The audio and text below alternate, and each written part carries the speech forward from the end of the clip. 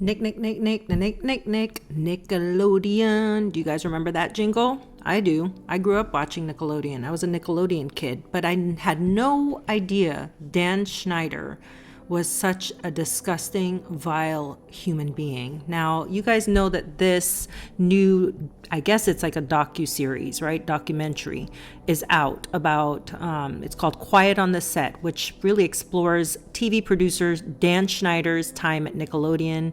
And he created a lot of hit shows for Nickelodeon. I remember posting a video just last year of this scene with Ariana Grande, who played Kat on this show, getting nervous when Dan Schneider came around.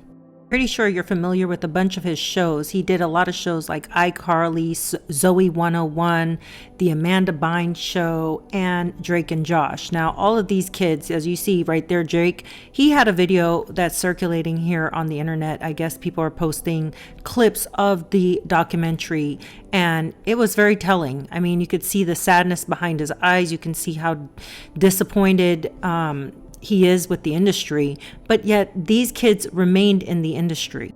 It's going to be a total of 4 installments. The first 2 parts of the series have already aired, and they're interviewing a lot of people who worked on these sets, writers and people who worked in this field and saw all of this go down, but were afraid to say anything.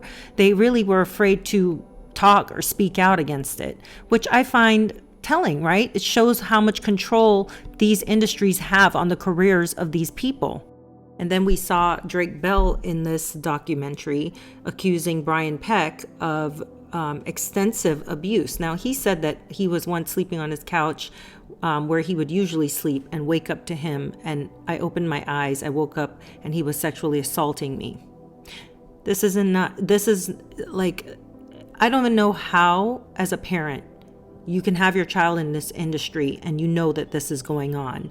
I saw another woman in this documentary, a blonde woman. I wish I would have screenshot her, but she was talking about how she felt like a bad mom. She didn't want to call the police because she didn't want to be labeled as a bad mother. And I kept thinking to myself, bitch, you're worried about yourself being labeled a bad mother? Call the police, press charges. Brian Peck had pleaded no contest to 2 charges of child smexual abuse, and he was sentenced to 16 months in prison in order to register as a sex offender. And this is the guy that James Marsden, we all know from all those rom-com movies, as well as I think he was in Westworld and he played Teddy. He is supporting and saying that, he's never seen this dark side of his friend, Brian Peck. Guys, I want you guys to understand something. Just because somebody is nice to you does not mean that they're not a horrible person to other people.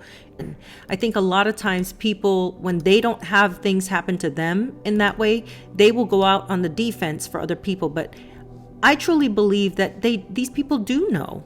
I think once you're in the industry, you've seen enough things, especially people like him. James Marsden's been acting for a very long time.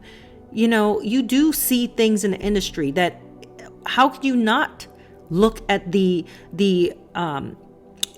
evidence of what the industry you're in and say, yeah, I could see this as being plausible, but I understand it. I understand that when it's your friend, you will be on the defense, but it's sickening to know that this is what it's come to, where you have other celebrities, major celebrities, a lot of stars that will still try to fight for somebody who is a convicted, child abuser. I mean, the stuff coming out in this documentary is just absolutely over the top, I mean, look at how this is from People magazine, saying that Brian Peck had these images that he would flaunt, to Drake Bell of serial killer John Wayne Gacy. I mean, this had to have been traumatizing for a child. It says the former child star also says Peck had a collection of letters he had been sent by Gacy, who was known as the killer clown. What? Obviously, Dan Schneider is going to come out in defense of himself. He said that everything that happened on the shows I ran was carefully scrutinized by dozens of involved adults. Sounds like he's calling other people out and saying, I'm not going to take the fall for this all by my freaking self. There was enough people there that could have said something if they thought they saw something. That's basically what he's saying there. He said all stories, dialogue, costumes, and makeup were fully approved. By the way, he's talking about all the disgusting things that, we saw in the show, that back then, as people watching it, you were just thinking, okay, they're pouring slime on a kid. They're, bathing Ariana Grande in a bathtub with suds while she's got her clothes on, but she's, rolling around in a tub being scrubbed by two other teenagers. They're putting a helicopter in somebody's pants as a practical joke and turning it on. Back then, stupid people probably just were like, well, whatever. This is Nickelodeon. This is the channel that pours slime on the head of children and slimes adults that come and accept an award. So nothing unusual here, but we know now what those symbolism of the slime is and what all this stuff actually means. It's coming out now. He's saying that all of this was approved by network executives on both coasts. So, I hate to say this is a monster, but he's defending himself. He's saying, y'all are coming out now saying stuff. If you guys thought there was a problem, you could have stopped it. Also, he says, and this is the most interesting part, was that he said that in addition to all of this, doing these shows, all checked off by all these execs, right? He's saying that in addition, every day on the set, there were also parents and caregivers and their friends watching us rehearse and film. Now, I know I've been seeing tons of video come out of like all these child actors, Leonardo DiCaprio, Amanda Bynes, who's a huge part of this. And I think she could play a pivotal role in really cracking open how bad the abuse is in Hollywood. But, I've watched Amanda Bynes' case and what she's been through just with her parents alone, with her accusing her father of smexual assault, molestation, and her mother defending the father, and watching all this stuff happen to her. I did a video on her a year ago and talked about her tragic story and how she was just dismissed.